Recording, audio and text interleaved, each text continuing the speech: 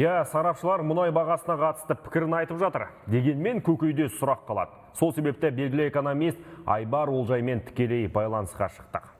Армысыз Айбар мырза.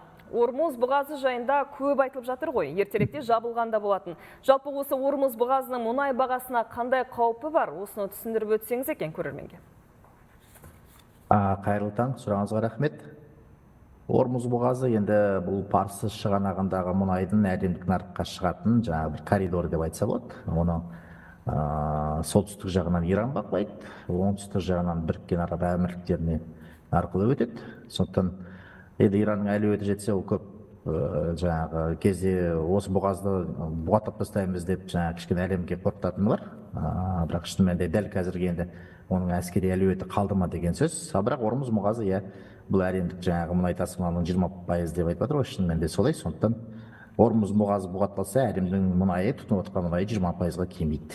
Ол кәдімгідей бір өзінің әсері бар. Сондықтан Ормуз бұғазы бұғатталу жағдайда әлемдік нарықтарда паника шок режимі туады, мұнай бағасы барреліне $100 бірден секіріп кетуі мүмкін. Енді Айбар мырза, мұнайға бай араб мемлекеттерінің өзінде қара алтын қымбаттап барады.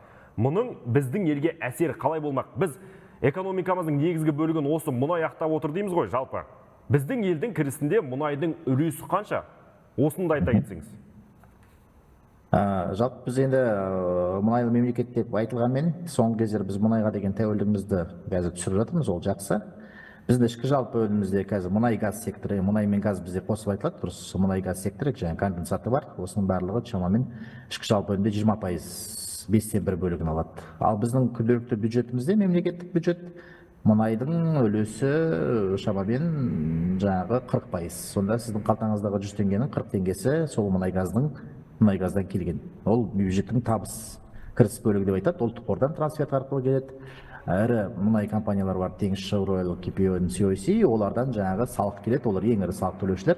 Осының барлығы бізге бюджетке келеді. Сондықтан біз негізі табысымыз мұнай.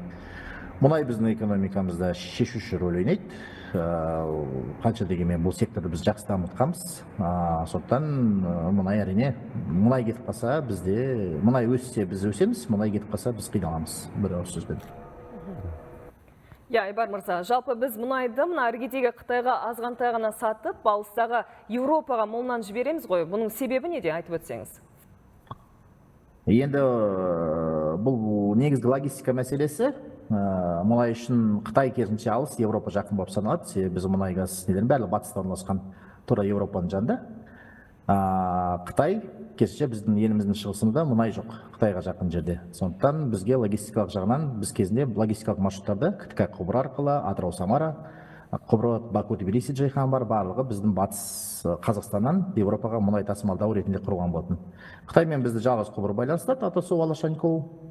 Олдан біз 12 миллион тонна Қытайға мұнай жылына айдаймыз. Оның 2 миллионы өзіміздікі, 10 миллионы біз Ресейдің мұнайын алып, және транспортировка жасап, өзіміз транзиттен табыстамамыз.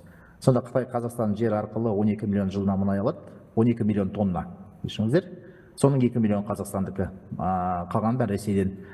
Енді екінші жағынан бізге Қытайға қатты мұнай сатуда қатты тиімсіз, себебі Қытай арзан бағамен алады мұнайды.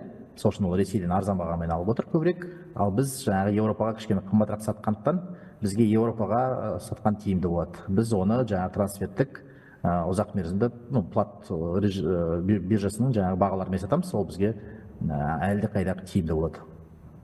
Енді Айбар мырза, мұнайды айттық қой. Ендігі бір мәселе бізде бұл АЭС. Кеше ғана бір АЭСті Ресей, екіншісін Қытай салатыны жарияланды. Бұл салынатын реакторлардың күші қандай? Мұндай АЭСтер қайда бар, тиімділігі неде? Осыны білейікші? АЭС ештеңе жемей ішпей 24 сағат тоқтамай жұмыс істей беретін нәрсе. Бізге осы 24 сағат тоқтамай біздің энергия баланста нақты бір тұрақты генерация беретін қуаттылық керек. Қазір біз оның көмірдің арқасында Екібастұздағы ГРЭС-1 деген бар. ГРЭС-1, ГРЭС-2 осылар ғана тура АЭС-тің қуаттылығындай беріп отыр. Бірақ қаншама тонна күніне, қаншама мың тонна күніне енді мұнай жағады. Ой, мұнай деп қой, жаңа көмір жағады. Үлкен экологияға үлкен бір орасан зор. АЭС-те ондай экологияға не жоқ. Одан ешқандай түтін шықпайды АЭС-тен. Бізде Балқашта салынатын АЭС Ресейдің ВР 1200 реакторынан екеуі қойылса, онда 2400 мегаватт қуаттылығы болады. Ол мына грэстен сәл төмен, біздегі грэс 4000 береді. 4000 мегаватт береді. Көмірден, бірақ бұл Балқаш 2,4 мың гигаватт берсе, ол грэстің жартысын жабады. Сонымен Қытай Курчатовта, енді мен Өскеменде ойлаймын, мына Ертіс жағасына салады, одан басқа салатын екінші орын жоқ, Балқаш болмаса. Ол жақта Курчатовта салса, олардың реакторлары HPR, олар 1000 мегаваттықтан әрқайсысы. Оларда 2 реактор қойса, ол 2000 беретін болады. Сонда бізде Балқаш АЭС мен жаңағы Курчатовтағы АЭС екеуі қосылып 4400 мегаватт қуат береді. Бұл сол грэстің қазір екібастұзда жұмыс істеп тұрған ТЭЦ-тің жаңағы қуаттылығынан артық болады. Сонда бізде негізі грэсте жұмыс істей береді, өйткені онсыз болмайды. Бізде қазір энергия дефицит. Айбар мырза, барлығы түсінікті болды. Тәпіште бәрін түсіндіріп бердіңіз. Енді қадірлі көрермен, біздің сарапшымыз Айбар Олжай мырза болды, экономист. Ал біз ары қарай жалғастырайық, өйткені бізде уақыт шектеулі.